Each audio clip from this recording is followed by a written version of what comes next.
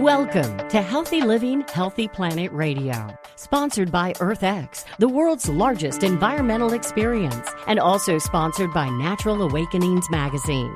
Live your healthiest life on a healthier planet. Now, here's your host, Bernice Butler. Welcome to Healthy Living, Healthy Planet Radio today.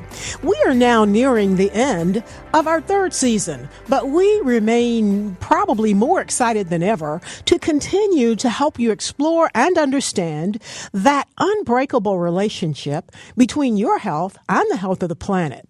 Here we look at the hottest topics related to our environment and to sustainability and how they affect your health and wellness. Here, issues like climate change, plastic pollution, extreme weather events, and others will meet up with everyday impacts like allergies and asthma, digestive issues and gut health, cancers, lung, heart issues, and more. So listen in today as we interview experts for today's show, the first in our series on air pollution and transportation. And today we're going to focus in on trouble in the air, current and future challenges with our air quality. Now, according to the Environmental Protection Agency, our dear EPA, great progress has really been made in achieving national air quality standards, which the EPA originally established back in 1971. And of course, they update it periodically based upon the latest science. And one sign of this progress is that visible air pollution, most of the time anyway, is less frequent and less widespread than it was in the 70s. However, I think here in North Texas, perhaps a few months ago, we saw the African red dust and some other things. However, air pollution can be harmful even if you can't see it. Newer scientific studies have shown that some pollutants can harm public health and welfare even at very, very low levels. And today, pollution levels in many areas of the United States actually exceed the national air quality standards that the EPA has set for at least one of the 6 common pollutants. And looking at some of the then attainment status maps that the EPA puts online, about the only thing I could really surmise that the areas had in common is that most of them seem to be interior areas of the country. And I guess from when I lived in South Florida for many years, maybe the air and things kind of blow it away. Now, although levels of particle pollution or particulate matter, PM, and ground level ozone pollution are substantially lower than they were in the past, levels are unhealthy in numerous areas of the country still. And both of these pollutants are the result of emissions from diverse sources, and they travel long distances and across state lines. And that's the thing about pollution. It's equal opportunity. And it doesn't stop at the zip code, it doesn't stop at the county line, the state line, and doesn't even stop at the country line. And an extensive body of scientific evidence shows that long and short-term exposures to the particulate matter can cause premature death and harmful effects on the cardiovascular system, including increased hospital admissions and emergency department visits for heart attacks and strokes. And scientific evidence also links particulate matter to harmful respiratory effects, including asthma attacks. And then there's ozone, and it can increase the frequency of asthma attacks. It can cause shortness of breath. It can aggravate lung diseases and cause permanent damage to lungs via long-term exposure. And the elevated ozone levels are linked to increases in hospitalization, increases in emergency room visits, and again, premature death. And both of these pollutants cause environmental damage, and the fine particles also, of course, impair visibility. Then, for unhealthy peak levels of sulfur dioxide, which comes from coal and oil, and it's very smelly stuff, and nitrogen dioxide, which comes from burning fossil fuels, that is gasoline, both pollutants cause multiple adverse respiratory effects, including, again, increased asthma symptoms, and they're associated with increased emergency department visits and hospital admissions for respiratory illnesses. Both of these pollutants also cause environmental damage, and they're byproducts of fossil fuel combustion. Another pollutant, airborne lead pollution, was in the past a nationwide health concern before the EPA phased out lead in motor vehicle gasoline under the Clean Air Act authority. And of course, now those primarily meet the national air quality standards, except in areas near certain large lead emitting industrial facilities. And lead is associated with very significant neurological effects in children, such as behavioral problems, learning deficits, and lowered IQ, and high blood pressure and heart disease in adults. But now there is a little good news. The entire nation does meet the carbon monoxide air quality standards, and that's largely because of emission standards for new motor vehicles under, again, the Clean Air Act. And motor vehicles are indeed a leading source of air pollutants that affect human health. Vehicle emissions contribute to the formation of ground-level smog that we can see, and they trigger health problems, as we mentioned before, as well as triggering increased respiratory illnesses, including pneumonia and bronchitis. And motor vehicles, particularly those used for freight, are also a major source of the particulate matter. Now, according to the Environmental Defense Fund, around the world, 9 out of 10 people breathe unhealthy air. Air pollution is now the biggest environmental risk for early death, and it's responsible for 6 million premature deaths each year from heart attacks, strokes, diabetes, and, of course, respiratory diseases. That's more than deaths from AIDS, tuberculosis, and malaria all combined. Children, the elderly, people with existing diseases, and our usual vulnerable populations, and increasingly all of us, are increasingly subject to adverse health outcomes and economic impacts such as missed workdays from exposure to air pollution. Research suggests that long-term exposure to some pollutants increases the risk of emphysema more than actually smoking a pack of cigarettes a day. And recent studies also show air pollution can impact mental health, it can impact worker productivity, and even the stock market performance. Now, to me, though, some of the good news out of this is that we can very well measure air quality. And that's how we know all these things that we've been talking about. That's how we know them, and that's how we can see all these effects. For example, when we know that smog is heavy or there are other pollutants out there, then we can look at the hospital emissions. We can look at emergency room visits, and that gives us spot-on information. It is not speculation. Now, this is a lot. But here today, to help us unpack and understand some of this, are some guests that I'm really excited about. We have with us Dr. Rima Habre, and she is an associate professor of environmental health and spatial sciences at the University of Southern California. Rima received her doctorate of science in environmental health and air pollution exposure science from the Harvard T.H. Chan School of Public Health. And her research aims to understand the effects of co-occurring environmental exposures, air pollution mixtures, and social stressors on the health of vulnerable populations across the life course.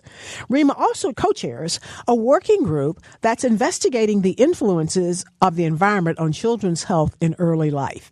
Welcome, Rima. And did I get all of that right? You certainly did. Thanks so much for having me. And again, thank you for making time to be with us. And our other guest, who I'm very excited about, is Klaus. And Chris is with the Transportation Department of our own North Central Texas Council of Governments, or the COG. They are the Metropolitan Planning Organization for the DFW Metroplex and the North Texas communities, which I think is about a 15-county region.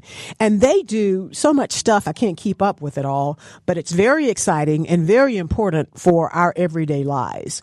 Chris manages the department's air quality planning and operation activities, which respond to federal air quality requirements and works toward reaching attainment of the national ambient air quality standards. Chris does serious, in-depth, on-the-ground work. And Chris has both a bachelor's degree and a master's degree in civil engineering, which I thought was very interesting and I think should be a requisite, really, for the type of work that he does. Welcome, Chris. Did I get all of that right? Yes, you did. Thank you very much, and appreciate the opportunity to be here. Well, we're very excited that you could be with us.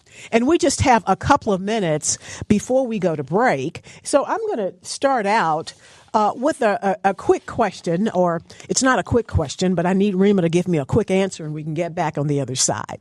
And that is, Rima, I want to start out with kind of a primer for our audience.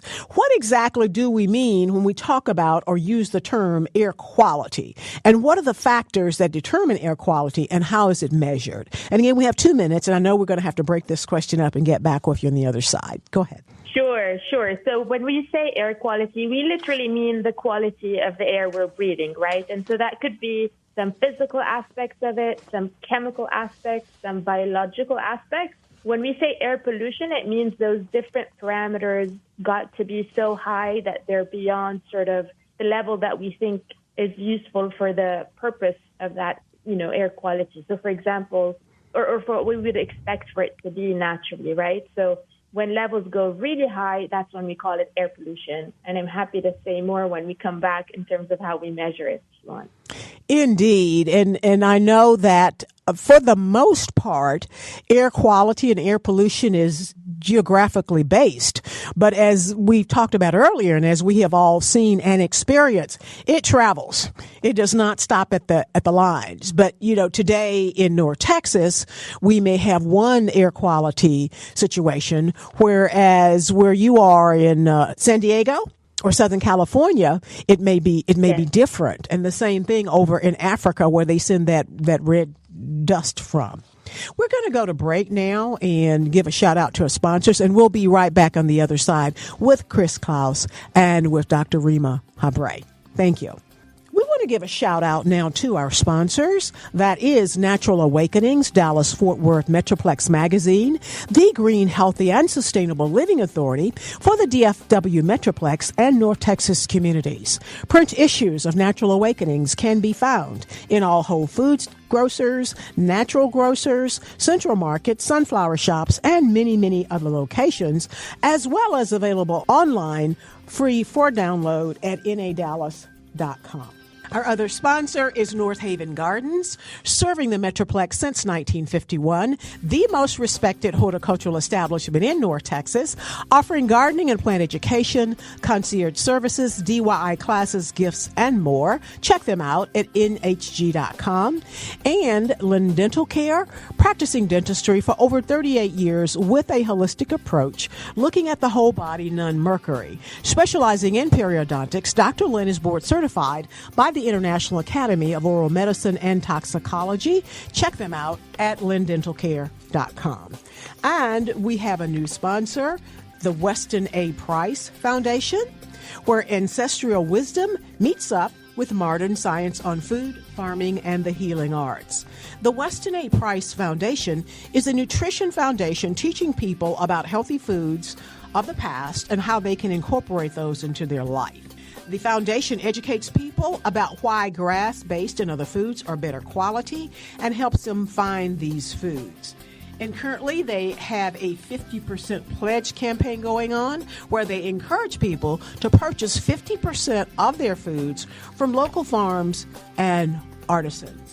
And most importantly, their annual conference is coming up, and that's going to be in Knoxville, Tennessee on October 21 through 23 at the Knoxville Convention Center, where nearly 1,000 attendees will be connecting local farms with health-conscious consumers for meals, exhibitors, and 30 impressive speakers. Check them out at wisetraditions.org. Thank you, sponsors.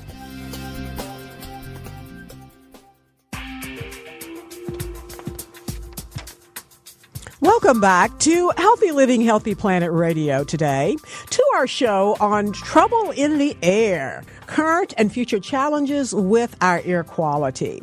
And we are back with Rima Habre from the University of Southern California and Klaus from the North Central Texas Council of Governments. And again, we're so happy that they could join us to help us unpack some of this very important information that just is really all around us, and I think we tend to take for granted, except when we're having an asthma attack or perhaps, like me, our allergies are flaring. So before the break, Rima was telling us or trying to help us just kind of lay the groundwork for our common definition of air quality. And we talked a little bit about that, but tell us again, though, how it's determined and how it's measured. So we measure various things about the air, right? You might think about particles and the number concentration or just how many particles there are.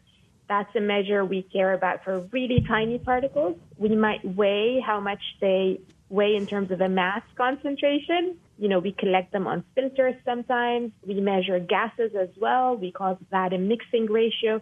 There's lots of different methods to measure these air pollutants, but it's important to distinguish that there are what we call reference methods that agencies such as CRIS's that regulate air quality have to rely on because that gives us very high quality information.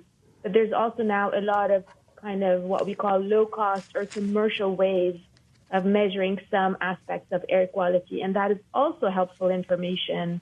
It's just is kind of not in the same tier as what we call reference measurements. And Chris, tell us a moment about those reference methods and how you all measure. Yeah, so in the region, there's about 20 ozone monitors that are regulatory in nature. They're in a defined location that they've been in place for a very long time. They're maintained on a very regular basis for their accuracy, and they basically sniff the air all day. And that is what helps us determine, what are the emission concentrations or the emission levels, depending on the types of monitors that are on that pole, let's say. It helps to determine what type of emissions are at that particular location at that time.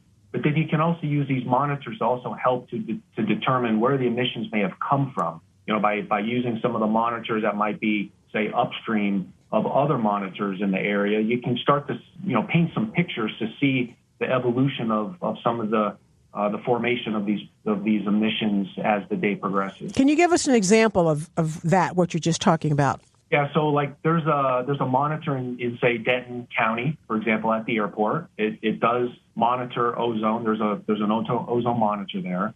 And during the course of the overnight and early morning, the ozone levels readings are very low. As the course of the day progresses, the ozone starts to pick up in terms of its readings at this monitor. Unfortunately, Denton is one of the monitors that is a challenge for us, where there's a number of exceedances that are recorded at that monitor. But then what we'll do is we can look at the monitors that are in North Fort Worth or North Dallas, in Arlington. We can also look as well and look at maybe some profiling to see, how did the ozone actually form? How did it progress across the day? What are the levels of each of these monitors that were impacting the public? And a lot of it has to do with where the fronts and the airstream is going. Normally the airs, the winds are generally from the southeast and it goes to the northwest.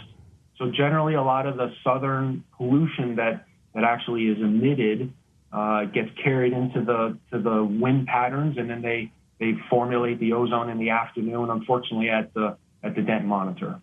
Indeed. I know we have a local organization here in North Texas called Downwinders at Risk. And I didn't understand that initially. It's like, what are they talking about? And they have done a lot of work and focused on a cement plant way, way south I-35, even out of Dallas.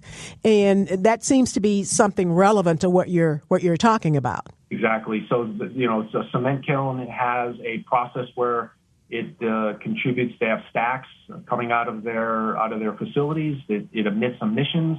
Those emissions go into the air, into the airstream. They get carried into that stream, and then depending on how the meteorological conditions react over the course of the day, that's where it helps. It's the fuel that actually is in the atmosphere to help create these high levels of ozone. Now, would you have high levels that are emitted from and around DFW Airport? Yes, you would. Just from the standpoint of aircraft. Aircraft, it's an engine. So when I say pollution and when we're focusing on ozone, let's say, it's really the incomplete combustion of engines.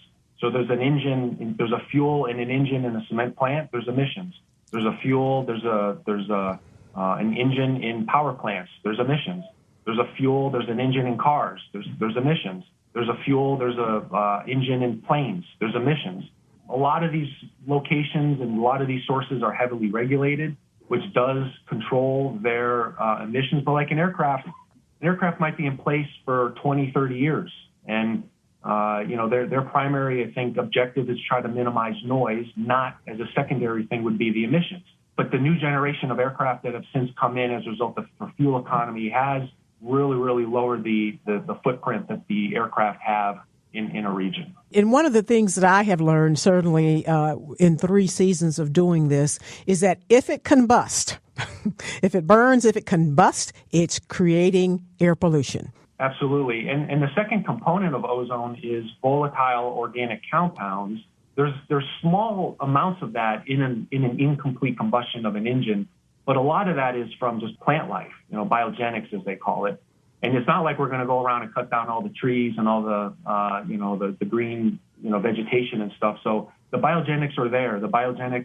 Some trees like oaks actually have a higher tendency of emitting more volatile organic compounds than other types of species.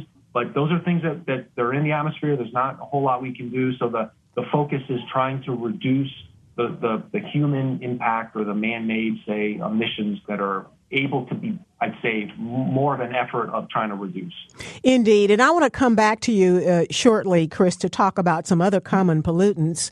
But I want to go back to Rima to help us dig a little deeper into the volatile organic compounds from that scientific level.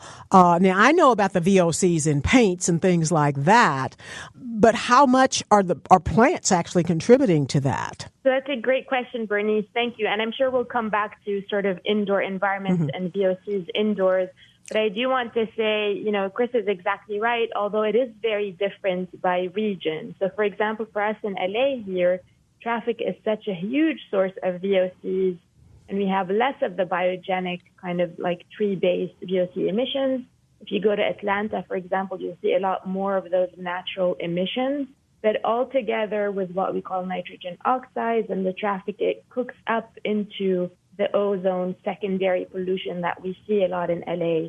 I also want to add a quick thought on airplanes and aircraft. So, again, Chris did such a nice job explaining how we worry about those emissions. There are these really tiny particles, what we call ultrafine particles, that we worry about more and more as a result of aircraft emissions. So sometimes, in LA, if you think about it, at LAX airport, we get thousands of aircrafts every day. And what we've seen over time is that that's creating this plume of ultrafine particles that really stretches way downwind into the communities around LAX airport. And that's been associated with asthma, with cancer outcomes, with a variety of other kind of new evidence that we're starting to see. The trick is ultrafines are not regulated, and we'll come back to it, I'm sure. Oh, my. Okay, and we just have 3 minutes to go before we go to break. But I want to go back to Chris, and you tell us about some other, what are some of the other common pollutants that cause air pollution, and where do they come from? Yeah, one in particular is particulate matter. I think you indicated that in your introduction. There's larger particulates and finer particulates. Those certainly are visible. A big source of particulate matter is just from diesel engines. Diesel construction equipment, or as you indicated, freight vehicles just have a lot of particulate matter that come out of the tailpipes.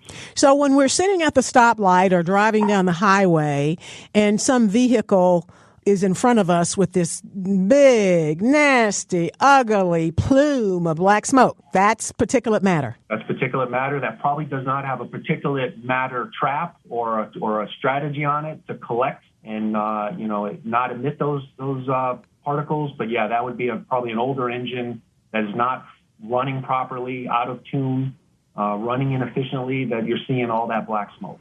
Yeah, and I wanted people to understand this particulate matter we're talking about, we all see that from time to time.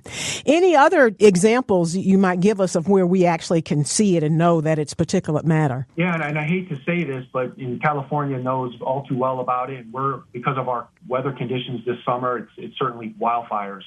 and just the fires that are all around us, they emit particulate matter. And you mentioned dust coming from other continents that come into the United States. There's certainly dust, and wildfires are other two heavily contributable sources of particulate matter. And I'm glad you mentioned wildfires. We just have a minute to go, and we'll continue after the break on some of these other pollutants. But wildfires is I am told, one of the biggest risks and issues right now, because again, though, that smoke travels a lot too, and we'll talk about that a lot more on the other side. We're going to go to break now, and we'll be right back on the other side for these two smart people to make us smart. Thank you all.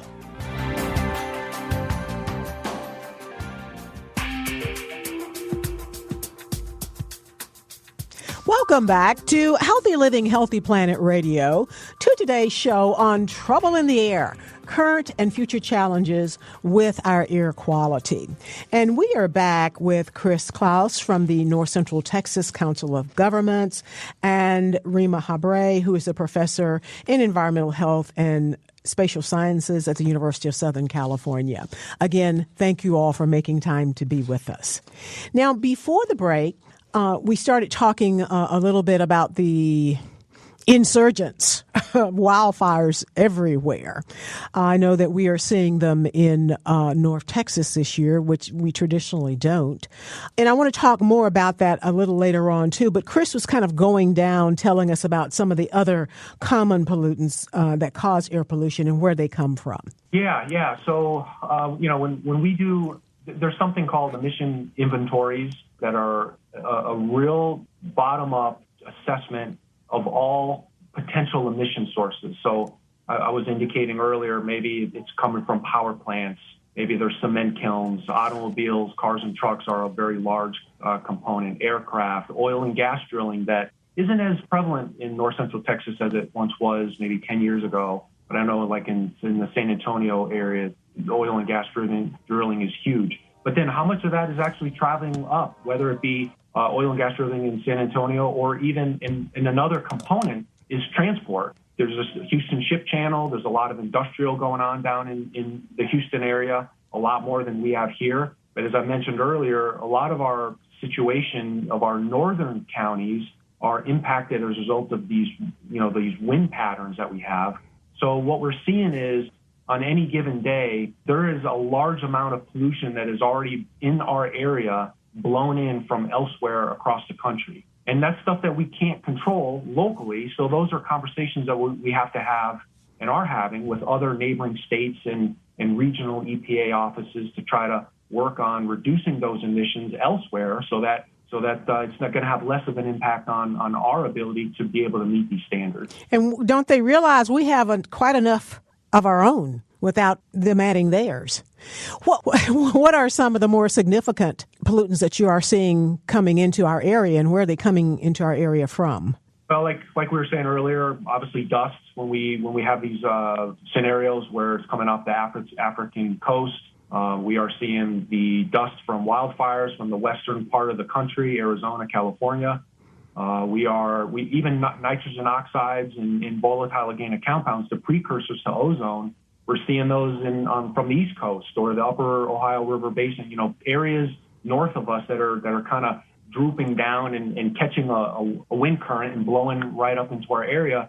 Before the first car is even turned on in the day, these emissions are already coming into our atmosphere. That's interesting. It's kind of like, they have the Gulf Stream in the water. And so is there a name for the airstream that's taking everything around? It probably is, but I want people to understand that most people hear and have a sense of the Gulf Stream, how it moves down the coast and causes that warm water. And it's important to know that there's a kind of an air component that's taking the pollutants and the emission, as you said, from East Coast, West Coast, North, and bringing it down. So let me ask the other question: do we have the opportunity to export ours someplace? Yeah, well, our neighbors around us use the same argument for our contributions to their emission problems. So what comes around goes around, I guess. Everyone's playing the argument, using the argument that everyone else is kind of causing the thing. If it wasn't for these background levels, then obviously our contributions wouldn't be as meaningful, but our contributions, as you were saying earlier, just stack on to what's already, in the atmosphere, and it does tip us over a lot of these regulatory standards. But the very, very important and significant thing I'm getting from this conversation is, like with so many other aspects of our culture, our society, and our world, it's all interrelated, intertwined, and you can't unscramble most of it. Does not stop at county boundaries or roadway intersections. It's Mother Nature. It goes where it goes. And there are mad scientists out there and a lot of meteorologists that try to predict the weather. And you see how complicated it's been trying to predict the weather in recent, months. But, there are just the climate changing, whether it be human interaction, whether it be just naturally occurring. There is some changes to the climate that is actually, making this a lot more complicated to try to predict. And that prediction helps us with educating the public or the children or the elderly to say, look, even though we're doing everything we can to try to, lower these contributions, there are days that they do rise very high. And if we're unable to predict this accurately, then it's just going to lead to further, challenges to those that do have elements from these levels. Indeed, and it helps to address the question that I typically ask over and over and over again on our shows, and that is, why should people care about this? But I think you've kind of answered that already. We all have to care about this no matter where we live, because I think it's certainly eye-opening for me about how we're getting all this imported pollution added on top of what we already have. That's why we should care, and we can't stop it. We can't unscramble it. Chris, you said something earlier that I wanted to ask you about, and you said you all take an emissions inventory. What is that? How often do you do it, and why do you do it? Yeah, so the state, the Texas Commission on Environmental Quality, they are required to develop a air quality plan and provide that to EPA to show how the region will come into attainment, let's say, for the pollutant ozone. So what they do is they contract with us, and we develop an emission inventory of the automobiles, cars, and trucks. And that really is just essentially going right down to each individual vehicle, depending on, and it determines, we understand for models that we have, how fast they go, what the age of the vehicles are, where they're going. This isn't like oversight or anything like that. These are just models and tools that we have, and we use data that's available through the census and, traffic counters that our DOT, Department of Transportation, collects. But we create these emission models that actually then predict and estimate what are the emissions that are actually emitted by a particular sector on a particular hour. How many emissions are coming out from all of the tailpipes in the region? Is this something like in North Texas we have X number of Lexus cars, sedans, and we know that they generate X amount of emissions? Is that how that works? Correct. Through vehicle registration, we know all the vehicle types. We know all the model years of the vehicles. Per EPA, they help us with identifying what the emissions would be out of these vehicles, assuming that they're, taken care of and not tampered with or whatever. And then all those go into a tool that then extrapolate and identify a total amount of emission that might be coming out of that source. The state contracts with others to do power plants. The state contracts with others to do construction equipment. And you put all this into a big, what's called a photochemical model. It's a big, computer simulation tool that then tries to replicate where the ozone is going to form. And so if they can validate that, or if they may look at a past year and they've got parameters that they have to meet in terms of accuracy and precision, if they can get their model to predict what happened, in the past, then they can use that with some sort of assurance to forecast what the ozone levels might be in the future. That's granular. That's impressive too. And then, Chris, I know that you and where you work, your job then is to try to do something with it. Once we know where the sources of the issues are and where they're coming from, we work with the local communities on a voluntary basis to try to reduce those footprints, to try to reduce those emissions. But let's say you were able to identify from your work that in Plano, they were going to have a lot of issues and where it's coming from. What kinds of things could be done, or do you all do? Yeah, so we would look to see, are there truck stops in the area? We would look to see if there's a lot of traffic congestion on the roadways. Obviously there is. We would look to see, where the efficiency of buildings are by the local governments, perhaps. We look to see the age of the fleets that the local governments have. We peel the onion back and really dissect all of the components of the sources, and then try to identify funding and strategic programs that we can work with the local governments and the community to see if there's opportunities to lower those emissions. Thank you for the explanation. And we're going to go to break shortly. But when we come back, I want to talk to Rima, though, as soon as we come back from the break, though, about looking at indoor air quality versus outdoor air quality and how do they affect each other. We're going to go to break now, and we want to give a shout out to our sponsors. That is Natural Awakenings, Dallas-Fort Worth Metroplex Magazine, the Green, Healthy, and Sustainable Living Authority for the DFW Metroplex and North Texas communities. Print issues of Natural Awakenings can be found in all Whole Foods markets, natural grocers, central markets, sunflower shops, and many, many other locations, as well as available free for download online at nadallas.com. Our other sponsor is Lynn Dental Care, Holistic Dentistry. If you want a healthy and hearty smile to make an impact every time, then your teeth can help you do that. And at Lynn Dental Care, they are there to ensure the health as well as the beauty of your pearly whites. Founded by one of the most experienced periodontists with over 40 years of experience, Dr. Lynn is board certified by the International Academy of Oral Toxicology. Check them out at lindentalcare.com. Our other sponsor is North Haven Gardens, serving the Metroplex since 1951, the most respected horticultural establishment in North Texas, offering gardening and plant education, concierge services, DIY classes, gifts, and more. Check them out at nhg.com. And our new sponsor is the Weston A. Price Foundation, where ancestral wisdom meets modern science on food, farming, and healing arts. The foundation educates people about why grass-based and other foods are better quality and then helps them find these foods. The foundation is dedicated to exploring the scientific validation of dietary, agriculture, and medical traditions throughout the world. With its 50% pledge campaign, the Weston A. Price Foundation encourages people to purchase 50% of their foods from local farms and artisans. And then they're having their annual conference in Knoxville, Tennessee on October 21st through 23rd at the Knoxville Convention Center, where nearly 1,000 attendees connecting local farms with health-conscious consumers assemble for delicious meals, exhibitors, and impressive speakers. Check them out at wisetraditions.org. Thank you, sponsors.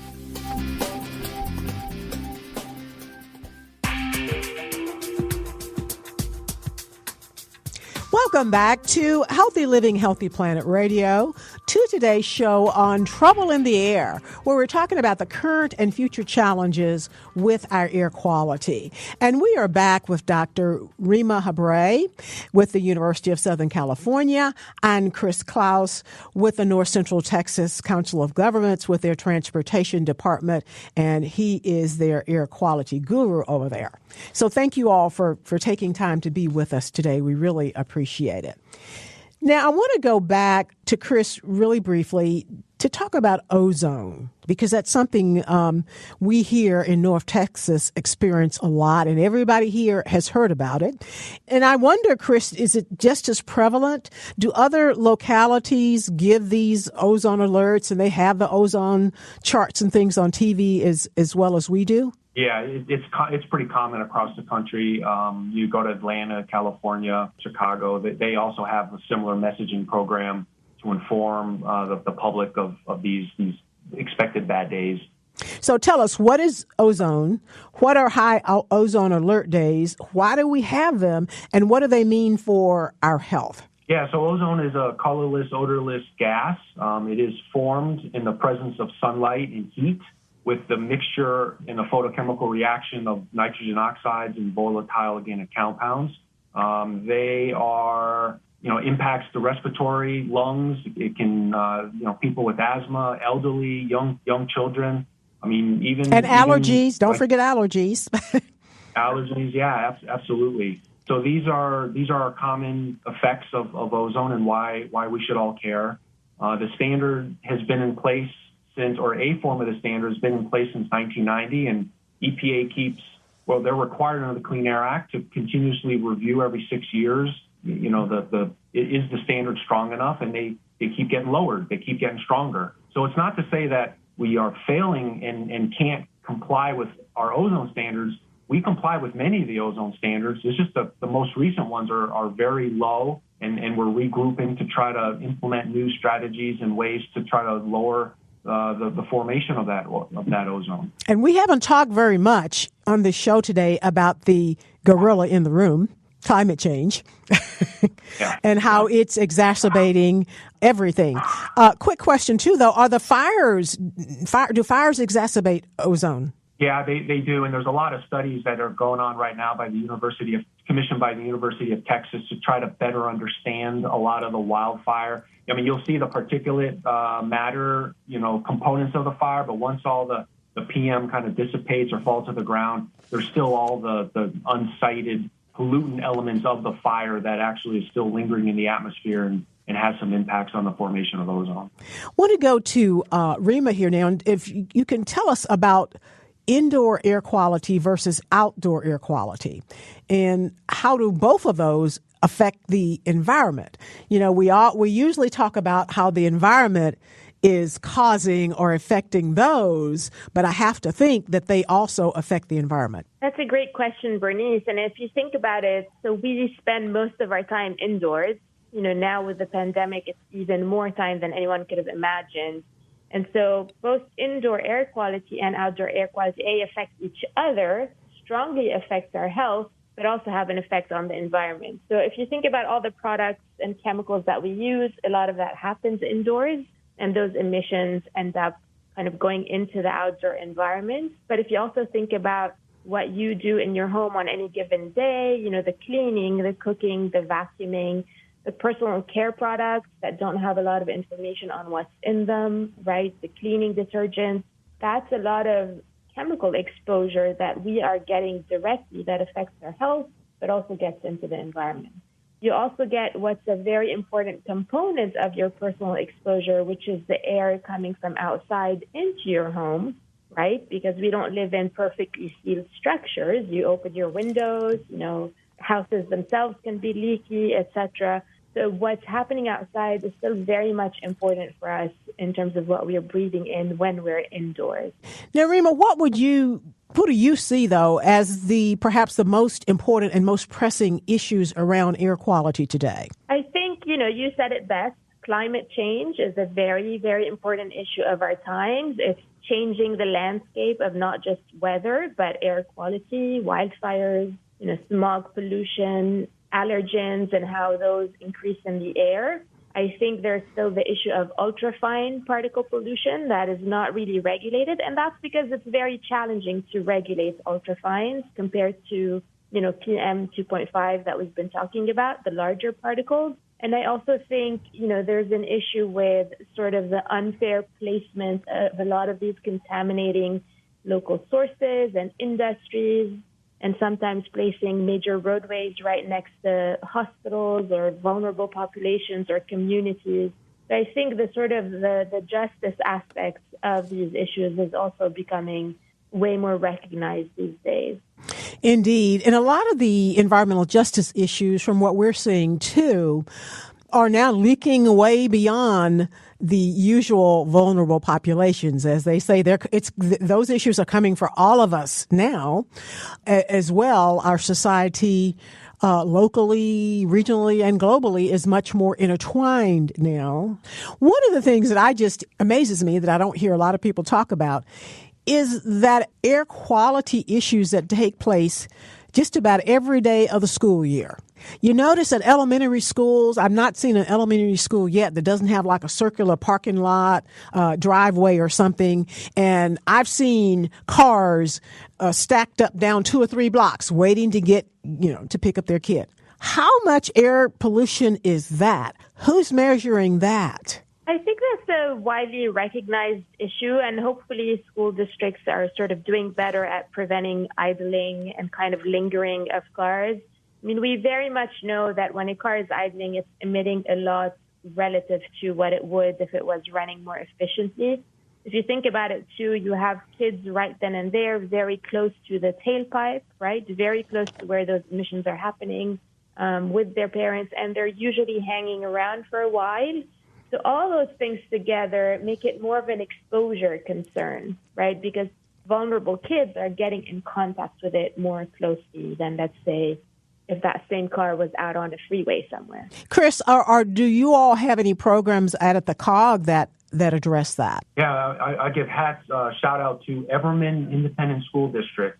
Everman is the first in our region school district to implement electric school buses. And there's a huge push by the Environmental Protection Agency, not so much electric, but just clean school buses, because you talk about indoor air quality, the children inside the bus could be considered indoor air quality as well, too. You mentioned like the environmental community. There's a significant push to supplement the regulatory monitors that are expensive and they're complicated with lower cost, more mobile, monitors, so that we can see the emissions on a more, ground level basis, more throughout the region. So at a school, there may not be air quality monitors, but there might be some of these more, lower cost monitors that we can deploy to get a sense as to is there air quality issues here.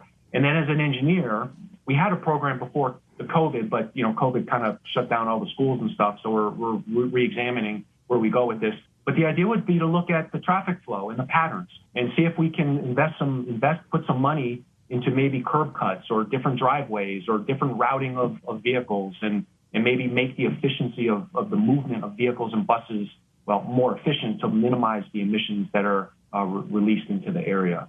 Indeed. Something has to be done about that. We only have a couple of minutes left. Chris, quickly, have you all seen or have any connection with our air quality and the COVID and the pandemic? Intuitively, professionally, I would say there should have been, but we haven't seen anything. It's just the opposite. When everything was shut down and all the mandates to stay at home, when no cars were driving, aircraft weren't in the air, buses weren't operated, we actually had just as bad, if not a little worse, air quality. So it's counterintuitive. We're researching to see what's up with that. Last word, Rima. What do you see as some of the most important things that we can be doing now to help drive solutions? I think we can be, engaged, whatever level we're interested in being engaged, right? I think there's a lot that we can ask for as consumers in terms of more transparency with all the sort of different chemicals that get into our day-to-day lives. And I think it's also important to, get educated about air quality if you're interested in it.